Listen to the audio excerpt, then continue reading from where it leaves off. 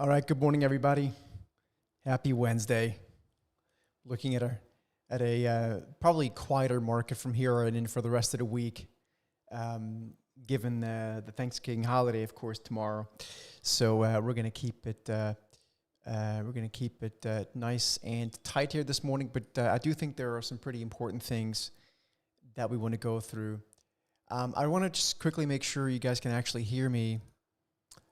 And you can see the screen. I need to make sure we actually have a couple of different streams here. So maybe you guys can hear me okay? Okay, good. Okay, good. Because I think actually we had two streams here. So for some reason, it's possible that we have the wrong one here. If you guys give me just 1 second, I'm sorry, I have to work this out real quick. It's always something with technology. Oh no, I think we're good. Oh, good. Okay, yeah.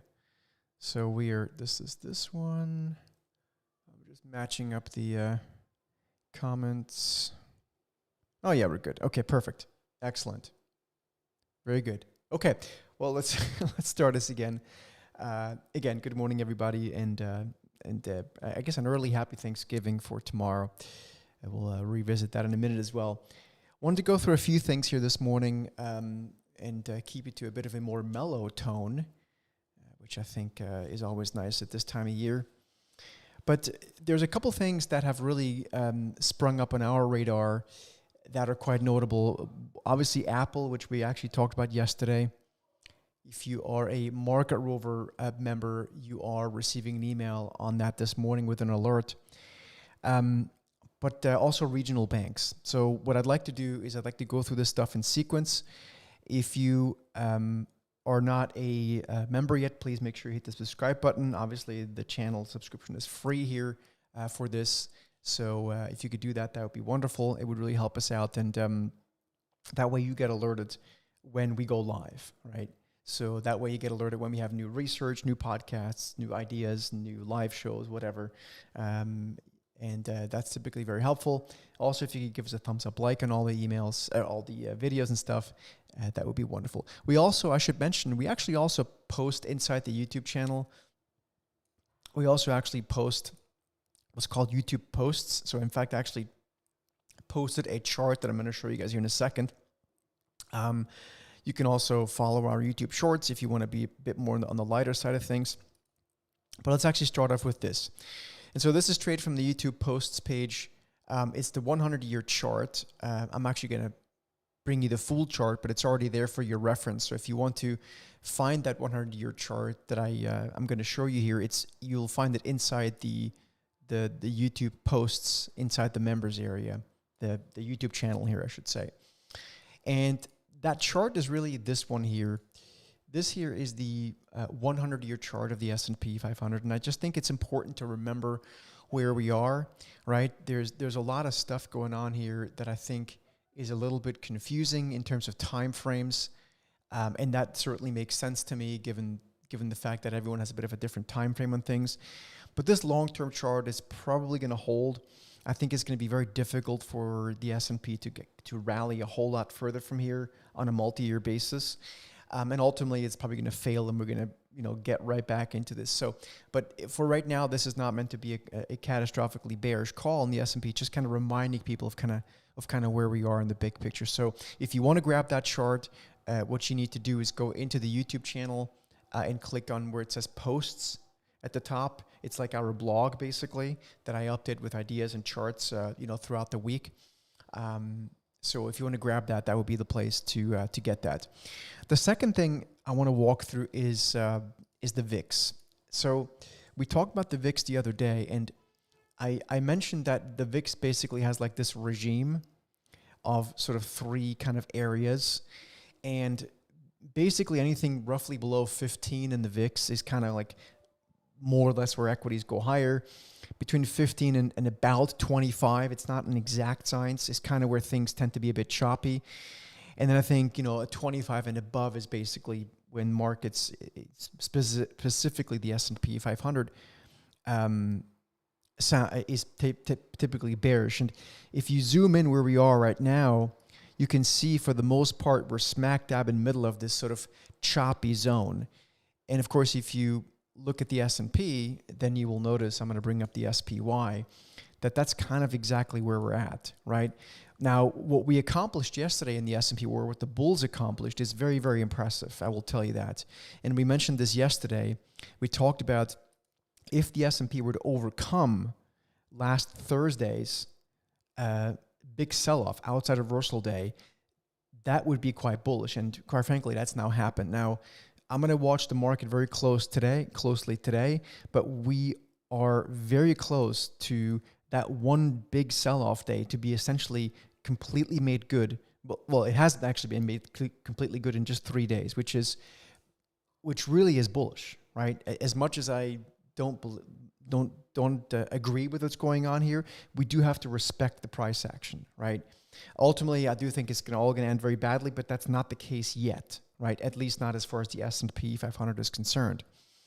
In fact, I can show you one thing that's going on, as I mentioned before. We'll look at regional banks here for a minute. So regional banks, for example, look quite bullish. So if you are a Trade Ops member, by the way, I posted this chart here into the Trade Ops channel. So this is our members channel, like behind the paywall, where we really post more detailed research and stuff, so people can make execute actual trades. But you can see this is probably not very bearish. And in fact, if you look at individual stocks, so for example, within the regional banks, for example, look at Citizens Financial Group, right? Sort of within that space. So the ticker symbol is CFG. CFG. You will notice that is a notable move here. This is the market rover giving us a trend following buy signal, right? So give me 1 second.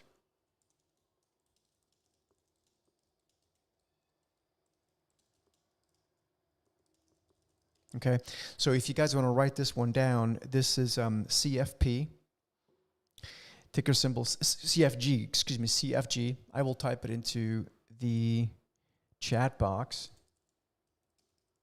This is now a bullish move, right, in a new trend following buy signal within a bullish trend, right? So this is what you call a bullish trend and a bullish a buy signal in a trend. Just a trend following buy signal is the best way to describe that. Let me just check one more thing, and if you guys have questions on this, please let me know on that. I want to make sure everyone gets their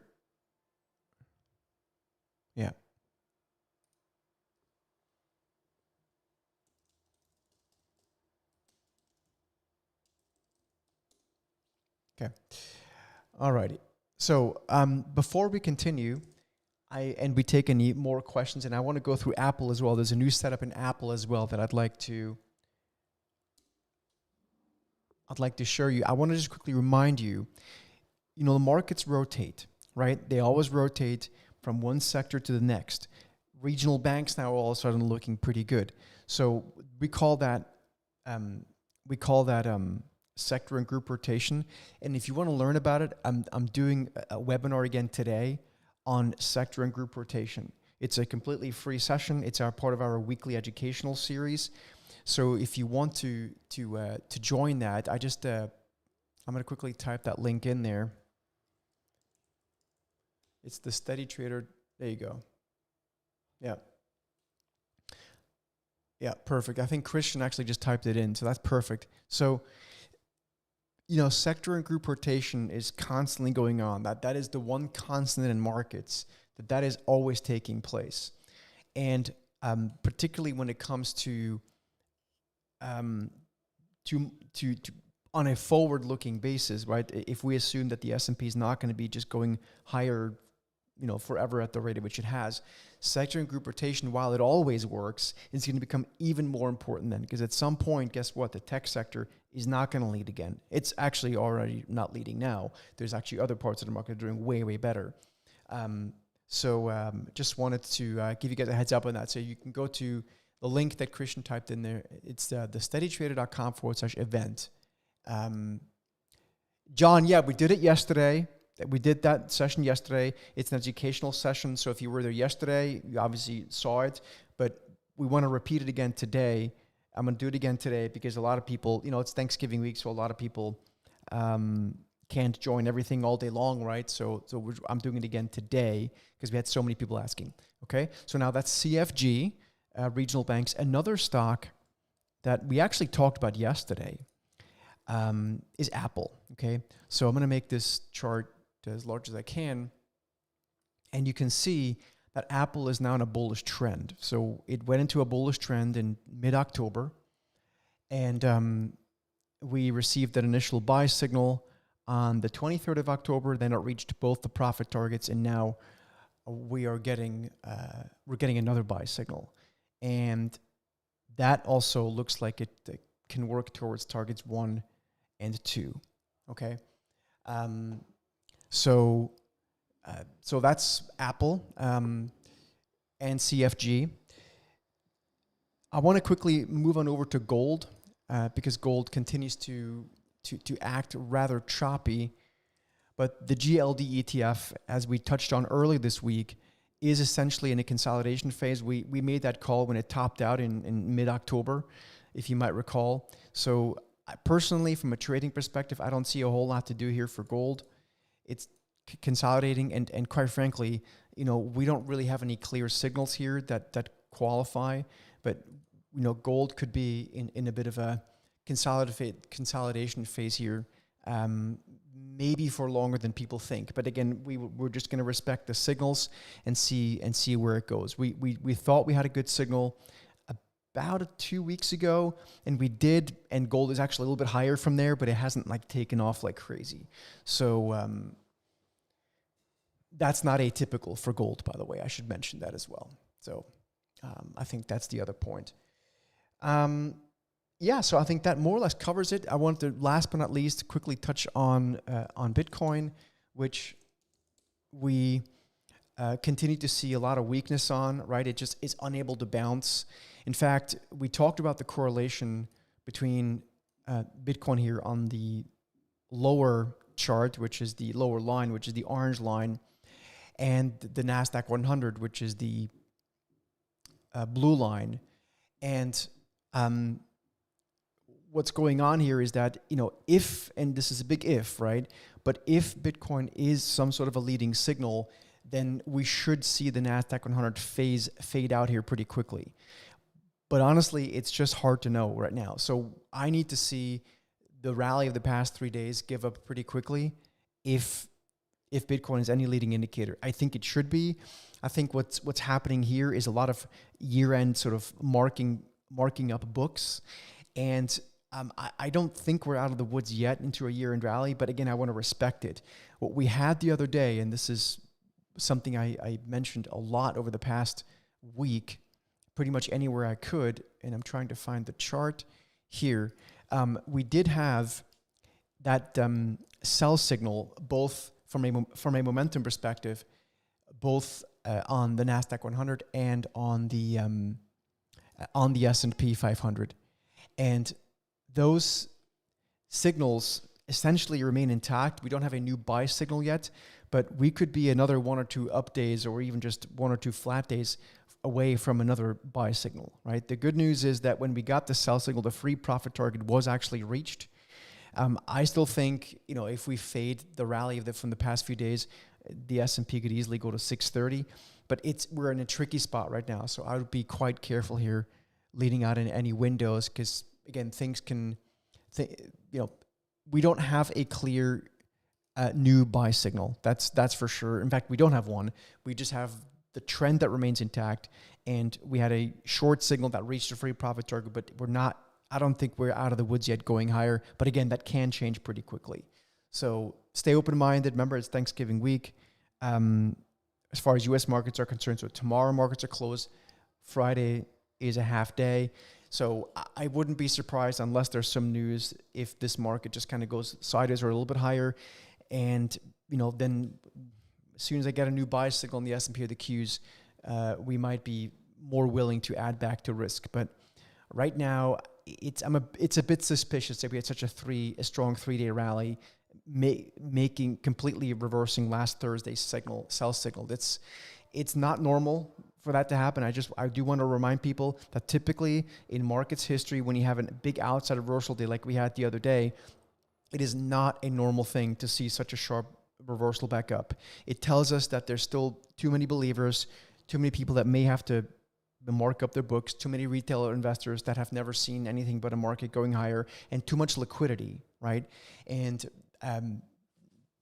that can end very, very quickly, but it's all the more important that we respect the signal. So if the signal says sell, then we sell or go short. If the signal were to say back buy to a buy signal here, I have to respect that too. And no matter what our views are, the signal should be more important than any of the big picture views from a trading perspective. From an investment perspective, of course, we do need to make sure we look forward. So anyway, thanks everybody. Have a wonderful day. Happy Thanksgiving for tomorrow for those of you guys stateside here. And we look forward to seeing you again next week. So next Monday. If you are a Steady Trader member or are on our email list, we're running a ton of Black Friday specials, a lot of sort of 30 to 50% off deals. So if you want to get a great deal, this is the week. They're rotating. So when you see a deal, you may have to act sooner rather than later because they rotate to other deals. So it doesn't stay constant for the week. So just so you know, so if you want to save a buck or a lot of bucks actually, percentage-wise, this is the week to get involved in throughout the holiday season as well. So thank you, everybody. Have a wonderful Thanksgiving, and we'll see you back here on Monday. Take care. And if you're a Trade Ops member,